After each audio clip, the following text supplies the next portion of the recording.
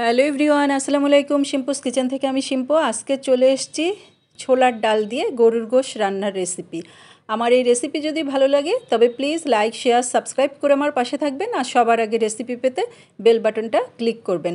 যখনই আমি কোনো ভিডিও দিব সবার আগে নোটিফিকেশান পেয়ে যাবেন।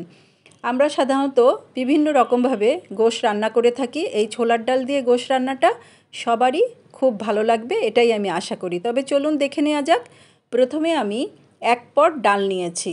আর এটাকে আমরা সাধারণত ছোলার ডাল বলে থাকি, অনেকে আবার বুটের ডাল বলে। আমি জানি না বুটের ডালটা কী, তবে আমি এটাকে ছোলার ডালই বলি।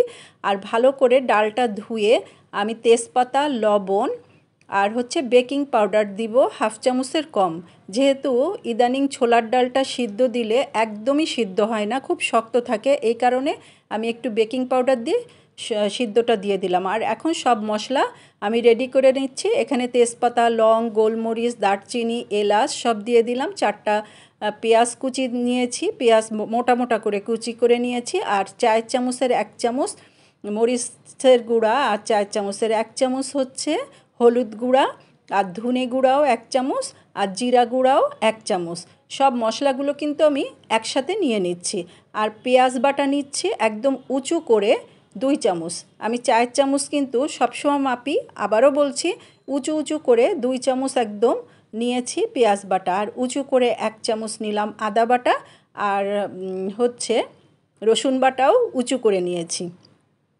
এখন সব মশলাগুলো লবণ দিয়ে দিলাম স্বাদ মতো। দিয়ে আমি যেহেতু প্রেশার কুকারে রান্না করব গোশটা, এই জন্য প্রেশার কুকারে প্রথমে আমি টেবিল চামচের 4 চামচ তেল দিয়ে দিলাম। আর তেল দিয়ে সমস্ত মশলা অল্প করে একটু পানি দিয়ে আমি মশলাগুলো ভালো করে এখন কষিয়ে নিব। মশলাতে কিন্তু আগেই আমি অল্প করে একটু পানি দিয়েছিলাম। আর ভালো করে মশলাগুলো কষানো হয়ে গিয়েছে, তেলও পাশ থেকে ভেসে উঠেছে। এখন যে গোশটা আমি কেটে ধুয়ে রেখেছিলাম সম্পূর্ণ গোশটা আমি দিয়ে দিব। দিয়ে এখন ভালো করে কিন্তু গোশটাও আমি কষিয়ে নিব। আমি আগেও বলেছি, এখনও বলছি, আমি প্রেশার কুকারে গোশ রানলেও কিন্তু আমি গোশটা আগে কষিয়ে নিই, নাহলে কেন যেন আমার মনে হয় গোশ রান্নাটা মজা হয় না। তেলও পানি কিন্তু যথেষ্ট বেরিয়েছে।